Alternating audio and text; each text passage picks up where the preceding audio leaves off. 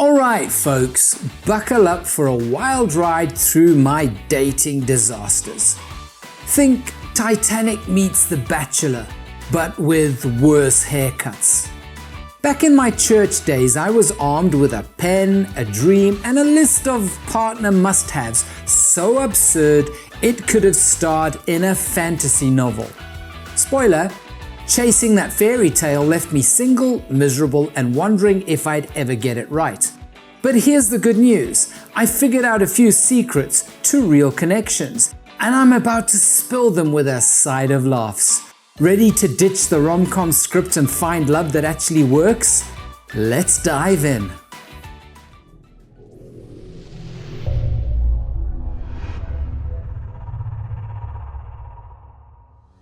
Picture me, a young guy in church, pen in hand, crafting the list of what I wanted in a partner. I went full-on rom-com screenwriter.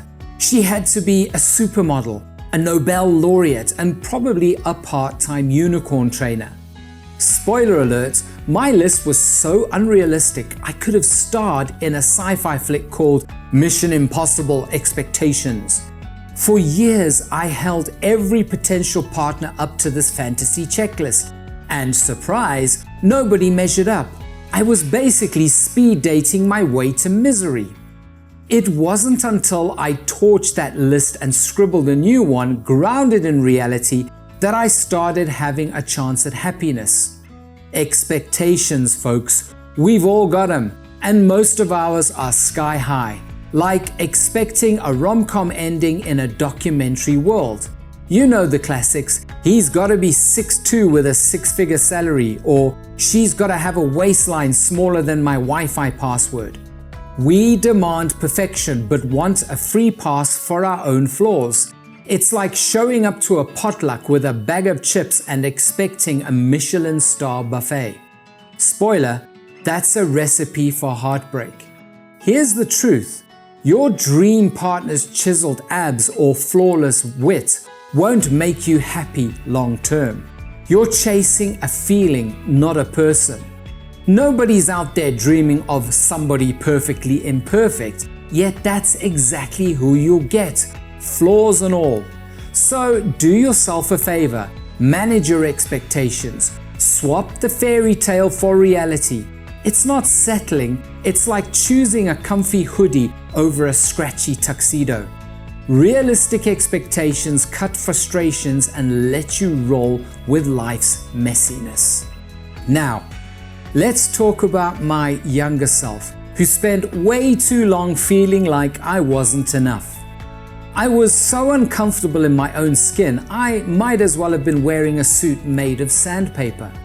I'd either clam up in a room full of people, or overcompensate like a bad stand-up comic. Too little, too much, never just right.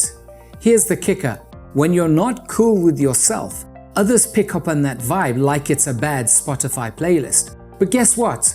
That nagging voice saying everyone else has it together, it's lying. Most people in any room are wrestling with their own insecurities, just better at faking it. So here's the game changer. Get comfortable with yourself. Accept that nobody's perfect, not you, not them. It's not about being the coolest cat in the room. It's about owning your quirks like they're limited edition collectibles. Work on you. Learn a skill. Try a hobby. Maybe just smile at yourself in the mirror without cringing. Self-confidence is like Wi-Fi. When you've got a strong signal, everyone wants to connect. Here's where it gets wild. I used to obsess over why I got rejected, dumped, or ghosted. I'd play detective, piecing together theories like I was in a true crime podcast. But I never cracked the case. Then one day it hit me like a ton of bricks. Because this is big. People treat you how you treat yourself. I was rejecting myself every time I compared myself to others, abandoning myself when I gave away my power, dumping myself when I quit too soon. Sound familiar? Your self-respect is like a neon sign telling others how to treat you. Love yourself and you'll attract people who do the same. It's not magic, it's just your brain noticing the love you're already giving yourself and filtering out the haters. Back in my early dating days, I thought my worth in a relationship was tied to how useful I could be. I was like a human Swiss Army knife, ready to fix, provide, or entertain. But here's the harsh truth. Being used isn't the same as being accepted. I'd bend over backwards for partners who barely lifted a finger, thinking, "Look at all I'm doing, love me." Meanwhile, they'd stick around until my batteries ran out. Then, poof, gone. Real acceptance doesn't depend on your utility. If someone only keeps you around for what you do, they're not your person, they're your boss. You're worthy of love just for being you, not for your resume of good deeds. Oh, and don't get me started on my hero complex. I used to seek out partners I could fix, wounded souls I could swoop in and save like a discount Superman. Plot twist? Two broken people don't make a whole relationship. They make a mess. Don't enter relationships to fix someone. You're not a therapist or a miracle worker, and trying to play one usually ends up with both of you more bruised than before. Focus on healing yourself first. A relationship is a partnership, not a renovation project. Here's a big one. Why do we act like a relationship is a gold star proving we're enough? Like, oh, someone swiped right, so I must be okay. Newsflash, relationships don't define your worth. Your value isn't tied to someone else's approval. Just like Picasso isn't less epic because someone says, too many squiggles. Stop outsourcing your self-esteem to people who aren't even experts on you. Work on loving yourself and you'll stop needing a partner to rubber stamp your worth. That's when you're ready for a real, healthy connection, not a validation vending machine. Finally, let me confess my biggest dating blunder.